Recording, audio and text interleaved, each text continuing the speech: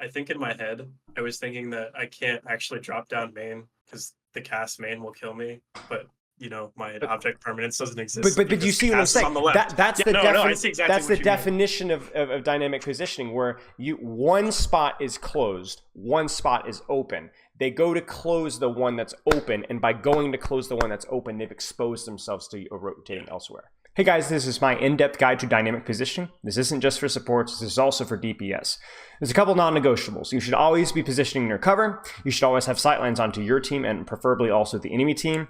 And you should also be playing at a range that benefits your hero the most, whether it's up close for some heroes or further away from heroes like Zenyatta and Ana and so on.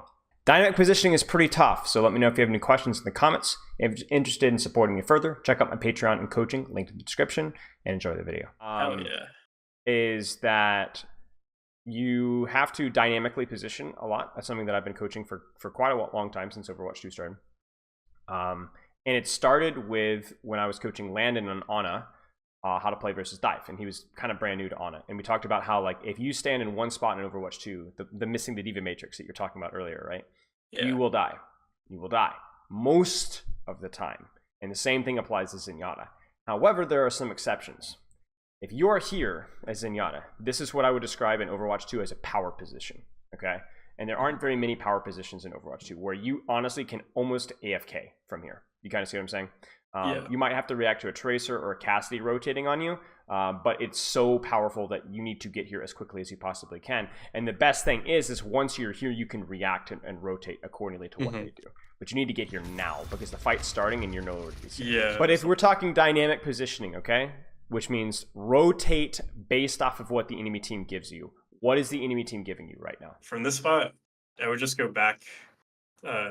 So on, I guess, your screen to the right. You don't even need to do that.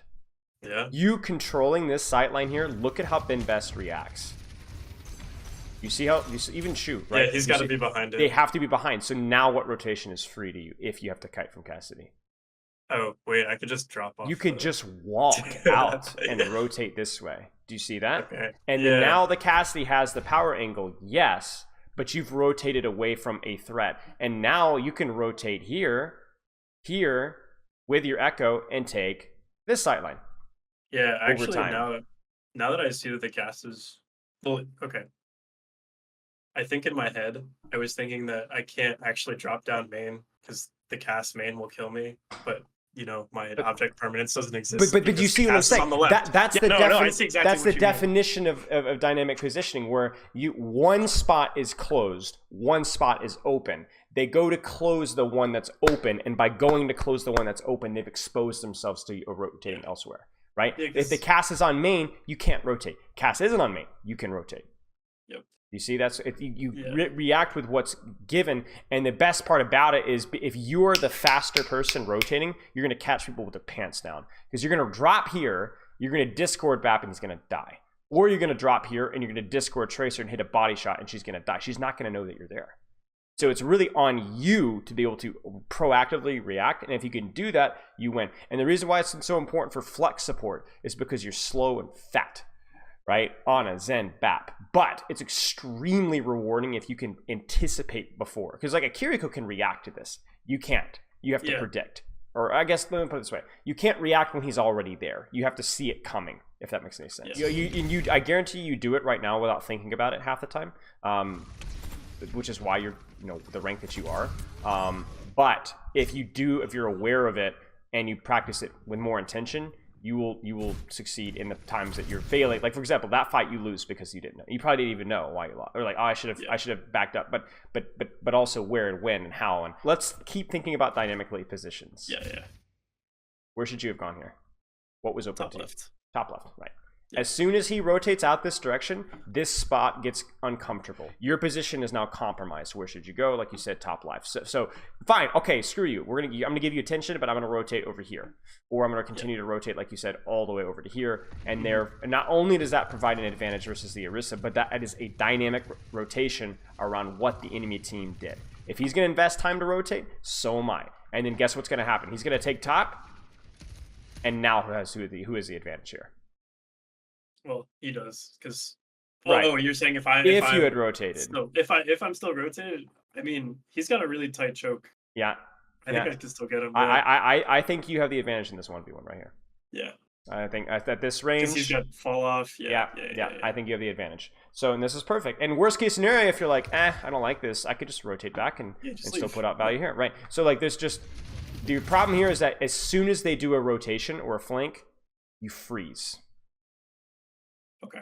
But remember, by him going right, that means one fewer resource that's stopping you from going left. Go left. Walk left. Or take inside right and take the long angle. Right. This sightline, cancer. Awful. Instant death. But if you go here, legit here. It's a lot better. You know what I'm saying? Because it's weird. It's usually with Zenyatta, you don't do this stuff because usually you're the sniper, right? Usually you're the sniper. But right now you're not. They're the snipers. Because they're all in on that, right? Widow, Zen, everything, right? The only thing that you wouldn't want to get too close to is the Orisa, right? But here we go. So let's say it's a suicide. Press pause for a second. Yeah. Say their Sojourn was a tracer. Do I still go right side? You tell me. It's a good question. No. It's a great question. I think I get farmed if I go right side and they're on tracer. Okay. Where's their tracer? You see what I'm saying? Yeah. No, I know. I'm saying in like. You're talking in broad terms, and I'm giving you the answer by asking another question. Okay, that's fair. Where is their tracer? If the tracer's right, yeah, probably not. Don't want to meet her there. If you hear tracer left, go left. Or here's another question: Where's your Ana? Where's your Winston? You know what I'm saying? If you have people rotating, somebody rotating right, you don't need to be scared going with them. You'll be fine. Even just one person here versus a tracer is fine, right? Okay. But if you see the tracer right and you just see your monkey and your supports here, okay, then maybe you rotate here and cut off the Widow sight line, but you can get spam value versus the Orisa and the tracer. Do you see this? Yeah.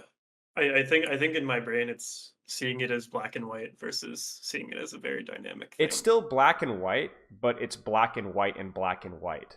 You know what I'm saying? It's like it's not just a 2-option decision. It's like a 2 or 3 step kind of thing where it's like, yes, Widow, get close. That's pretty much it. Now you can sniper occasionally, but you need to get closer. Tracer, stay far. That's pretty much it. However, how do you balance those two conflicting ices and heats? You know what I'm saying? Can you take a long angle without Widow? Can I rotate away from Tracer and still keep a short angle on Widowmaker, right? And the answer is usually yes. Yeah, usually yes. So like what you're doing here is insanity, right? If anything here, I'm dead here. You should be here. You should be here, right? This is perfect. Like nothing's going to snipe you out at this angle. You've created distance from the Orisa. You've created range on the Sojourn and BAP. This is perfect. And you have a nice sightline on your Winston as well. You should die here. And even if you don't die here, look at your ultimate charge. Look at the amount of damage that you're doing. Yeah. Spooky him, right? He's the distraction. Now this is good, right? Why? You don't even realize it, but you've applied dynamic positioning in your brain, and you don't even realize it. Without even moving. Watch very carefully and tell me. Watch very carefully. So you're trolling. We've established that. Now watch. Got it? Keep watching. Keep watching. Oh, so ducking around the corner? You know where that Widow is, don't you? Yeah, she's on left. She's on left. So then is this a safe sightline to peek now? Yes. Yes, and that's exactly what you're doing. You can even see it in your body language. You're a lot more confident peeking. Right? You see this? Yeah, I'm like up in the Right. You're screwing around. And that's totally fine. You're not going to get punished for this. Because you knew the Widow was left. So I'm telling you, you're already doing this, and you don't even realize. I'm going to start throwing some variables your way. You ready? Okay. Their Sojourn goes Tracer. You hear her on the right room. What do you do? Rotate inside left to courtyard to point. Right here. Yep. Okay. Their Ben Bast and Batiste start to rotate this way. You see them and hear them this way. What do you do? Take that initial long angle. So like where I'm at, near the Mega. Yeah. And then you can always rotate out this way. Rotate around. Okay, exactly. The Widowmaker goes Sombra. What do you do? Stack on my Ana. Okay, sure. Maybe doesn't not matter where she's at. I'm standing on top of her. Okay. Fair enough. Wrecking Ball Wrecking Ball is the rollout from here, and he's on your left side. You hear Wrecking Ball left side. What do you do? Inside right, as long as I've still got. You may not even need to go inside right. You might just need to move to the other side of the lion statue. Yeah. But yes, so you have the right idea. Right? Yeah. Just shoot him as he's trying to closely distance. Just create a little bit more distance, can avoid fireball, that kind of a thing. Like right now, you hear Widow being dove. So what should you be doing? Where should you be pushing right now? Probably just pushing main. Yeah, push main. Rotate right. Deepen your angle on the Orisa. Even to here, right? Get all the way to here, right? Get to this deepen this angle. You have the information that you need? Okay, deepen your angle. And you can kind of see it here, like you're peeking, but I don't think you're peeking enough. I would keep rotating. Get the sight line. Get a sight line in these guys, you know? Establish an angle. As long as you have your range of like anyone on my team, right? As long as or their team too, right? As long as you have range on the Orisa, it's find a good neutral position, a power position if you can, to just start and then react to or predict to what you know. Because now Widow's up. So do you see what you're doing right now? You're dynamically rotating. You know where Widow is, so you know if I push up, Widow can't see me. You see Winston in, and you say, I'm not scared of getting close to these guys. As long as I know where the Orisa is, I know the Orisa is distracted. There you go. Now you forgot that she can also dynamically rotate. Yeah, she can like walk away from that spot. Right. Yeah. But what I challenge for you is to apply this in a very specific manner, because there's a lot of things that you can talk about. Like if we were to throw in all the factors, it's where's the enemy? That's the most important factor. What is the enemy? Sombra, Winston, Widow, etc. Like what are the outliers? Where is my team? When should I go? So it's like basically like threat definition and right. When should I go? But what I would say is to streamline that as much as you possibly can is where is the enemy? Where should I go?